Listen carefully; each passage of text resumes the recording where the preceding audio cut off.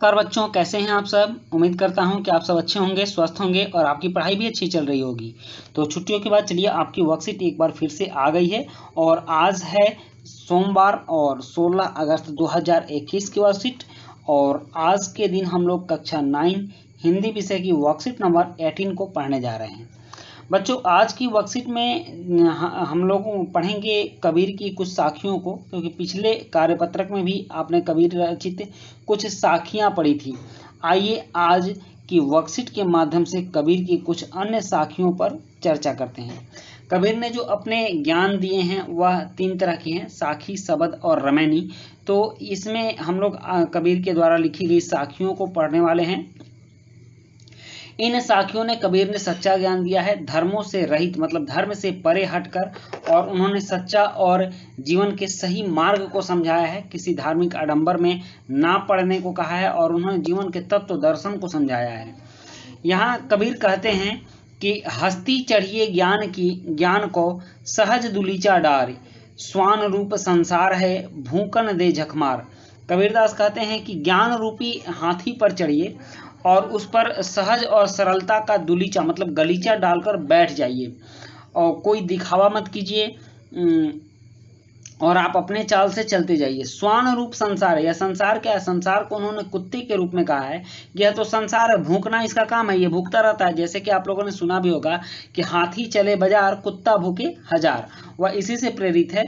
मतलब कि हाथी अपने मस्त चाल में चलता रहता है और कुत्ते भूखते रहते हैं, उसको कोई परवाह नहीं पड़ता कि लोग उसे क्या कह रहे हैं। आजकल बहुत सारे लोग यह सोचकर कोई काम नहीं करते हैं कि दूसरे क्या कहेंगे। तो इसी बात को कबीरदास कहते हैं कि हस्ती चढ़िए ज्ञान को, मतलब कि आप ज्ञान अर्जित कीजिए और सहज दुलीचा डार, सहज और सरल स्वभाव से आप ज्ञान को अर्जित कीजिए। स्वान रूप संसार है, यह संसार कुत्ते जैसा है। भूकन दे झकमार, उसका तो कोई काम है नहीं, झक मार कर भूकते रहता है, दूसरे को देखते रहता है कि कौन क्या कर रहा है क्या नहीं कर रहा है। खुद कुछ करते नहीं है संसार के लोग, तो आप उन पर ध्यान मत दीजिए, अपना काम कीजिए। पखा पखी के कारणे सब जग रहा भूलान, पखा पखी का मतलब होता है पक्ष विपक्ष, और इसमें कुछ लोग पक्ष में बात करेंगे, कुछ उस काम के विपक्ष में बात करेंगे। इन सब के बात करने में सब कुछ भूल जाते हैं, अपने रिश्ते नाते सब कुछ भूल करके अपने अपने तर्कों को वो ऊंचा साबित करने में लगे रहते हैं। निरपख होई के हरि भजय सोई संत सुजान, और जो निरपख होकर के मतलब कि बिना किसी के पक्ष में या विपक्ष में होकर के निस्वार्थ मन से हरि को भजता है, भगवान को भजता है, वही सुजान होता है, वही ज्ञानी होता है। हिंदू मुआ राम कही मुसलमान खुदाए, कहे कबीर सो जीवता जो दुहू के निकट न जाए। कबीर कह रहे हैं कि जो हिंदू है वह राम राम कहने में लगा हुआ है, मुसलमान खुदा खुदा कहने में लगा हुआ है। कबीर कहते हैं कि इनसे बढ़िया है कि इस दोनों के निकट न जाइए और आप लोग भगवान परम परमात्मा और सत्य के खोज में लगे रहिए। इसमें कुछ अपरिचित शब्द भी हैं जो कि नए शब्द हैं, जैसे हस्ती, हस्ती का मतलब होता है हाथी, और स्वान, स्वान का मतलब होता है कुत्ता। दुलीचा, बैठने के लिए छोटा कपड़ा, कालीन, या आप इसको गलीचा भी बोल सकते हैं। भूकन, भूकन मतलब भौंकना, और झक मतलब मछली। पखा पखी मतलब पक्ष विपक्ष, कारणे मतलब कारण, और सुजान मतलब होशियार, चतुर, बुद्धि वाला। अब इसका भाव भी दिया गया है, कह रहा है कि इस साखी के माध्यम से कबीर कहना चाहते हैं कि व्यक्ति को ज्ञान रूपी हाथी की सवारी करनी चाहिए, अर्थात ज्ञान प्राप्त करना चाहिए, और सहज या सरल साधना रूपी गलीचा बिछाना चाहिए। मतलब साधना से उनको ज्ञान अर्जित करनी चाहिए और सरल साधना करनी चाहिए। संसार की तुलना स्वान अर्थात कुत्तों से की गई है, जो आपके ऊपर भौंकते रहेंगे, जिसे अनदेखा कर चलते रहना चाहिए। एक दिन वे स्वयं ही झक मारकर अर्थात अपना समय बर्बाद कर चुप हो जाएंगे, भूखते भूखते शांत हो जाएंगे। आप आराम से चलते रहिए, अपना काम करते रहिए, उन भूखने वालों के पीछे मत पड़िए। संत कबीर कहते हैं कि पक्ष विपक्ष अर्थात सही क्या है और गलत क्या है कि असमंजस के कारण सारा संसार आपस में लड़ रहा है। मतलब कि इस संसार में कोई कहता है कि मैं जो सोचता हूँ वो सही है, दूसरे कहते हैं कि मैं जो सोचता हूँ वो सही है। कोई ऐसा नहीं कहता है कि मेरी सोच खराब है या फिर मैं गलत सोचता हूँ। सभी व्यक्ति अपने अपने सोच और अपने अपने विचार को सही साबित करने में लगे रहते हैं और इसी पीछे वो पड़े रहते हैं, अपना कोई काम नहीं करते हैं। और भूल भुलैया में पढ़कर प्रभु को भूल गया है। मतलब कि इसी पक्ष और विपक्ष में कोई कहता है हिंदू धर्म अच्छा है, कोई कहता है मुस्लिम धर्म अच्छा है, और इन सब के पक्ष विपक्ष में पढ़कर अपने प्रभु अर्थात परम चैतन्य को भूल गया है। जो व्यक्ति इन सब चीजों में पड़े बिना निष्पक्ष होकर प्रभु भजन में लगा है, वही सही अर्थों में मनुष्य, मतलब जिसके अंदर इंसानियत है वही इंसान है, वही मनुष्य है। कबीर ने कहा है कि हिंदू राम राम का भजन और मुसलमान खुदा खुदा कहते कहते मर जाते हैं। आपने देखा हो बहुत जगह दंगा होता है, हिंदू कहते हैं कि जय श्री राम, मुसलमान कहते हैं अल्लाह अकबर अल्लाह अकबर।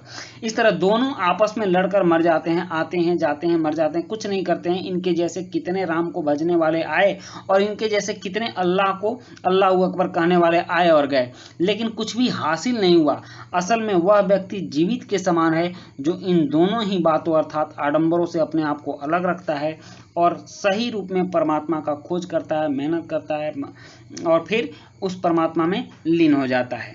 अब बच्चों हमने यहाँ कबीर की साखियों को जान लिया। अब इस साखी से संबंधित कुछ प्रश्न हैं, जैसे कि आप यहाँ देख रहे हैं 5 प्रश्न दिए गए हैं और इन 5 प्रश्नों में 3 प्रश्न ऑब्जेक्टिव हैं और 2 प्रश्न सब्जेक्टिव हैं। उसके बाद गतिविधि है, तो गतिविधि में आपको कुछ मुहावरों से के अर्थ बताते हुए इनका वाक्य प्रयोग करना है।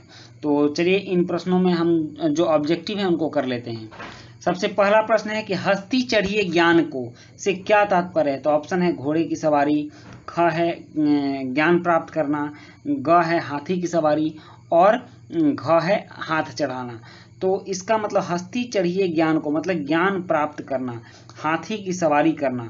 तो आप इसका उत्तर ख लगा सकते हैं, ज्ञान प्राप्त करना। इसका मतलब क्या होगा, तो आप ज्ञान की प्राप्ति कीजिए बिना दुनिया के किसी भी बात को सुने हुए। प्रश्न 2 है कि सहज दुलीचा किसका प्रतीक है। तो क है जानवर का, ख है किसी जगह का, ग है ईश्वर का और घ है सरलता और सहजता का। तो सरल दुलीचा प्रतीक है सरलता और सहजता का। नेक्स्ट है यहाँ झक मारना से क्या तात्पर्य है। तो इसका उत्तर है झक, ऑप्शन क है किसी को पीटना, ऑप्शन ख है किसी को भला बुरा कहना और ऑप्शन ग है समय बर्बाद करना और घ है उपयुक्त में से कोई नहीं। तो झक मारना का मतलब होता है समय बर्बाद करना, इसका ऑप्शन ग सही होगा। अब यहाँ 2 प्रश्न हैं, यहाँ पखा पखी से क्या आशय है और 5वां है कि दूहों के निकट ना जाई से क्या आशय है। तो इन प्रश्नों का उत्तर हम लोग आंसर शीट पर करेंगे। और यहाँ गतिविधि में झक मारना का अर्थ बताते हुए अपने वाक्य में प्रयोग कीजिए। इसी प्रकार कोई 5 अन्य मुहावरों के अर्थ बताते हुए वाक्य प्रयोग कीजिए। तो इसके बारे में भी हम आपको आंसर शीट पर बताने वाले हैं। प्रश्न 4 है पखा पखी से क्या अभिप्राय है। तो इसका उत्तर है पखा पखी का मतलब पक्ष विपक्ष होता है। और प्रश्न 5 है कि दूहू के निकट ना जाए से क्या आशय है। तो इसका उत्तर है दूहू का मतलब हिंदू और मुस्लिम धर्म में आए आडंबर से है, अर्थात दोनों। नेक्स्ट अब गतिविधि है, उसको देखते हैं। प्रश्न 6 एक गतिविधि है और गतिविधि है कि झक मारना का अर्थ बताते हुए वाक्य में प्रयोग कीजिए। झक मारना एक मुहावरा है और इस प्रकार कोई 5 अन्य मुहावरों के अर्थ बताते हुए वाक्य में प्रयोग कीजिए। तो सबसे पहले झक मारना है, झक मारना का मतलब होता है समय बर्बाद करना।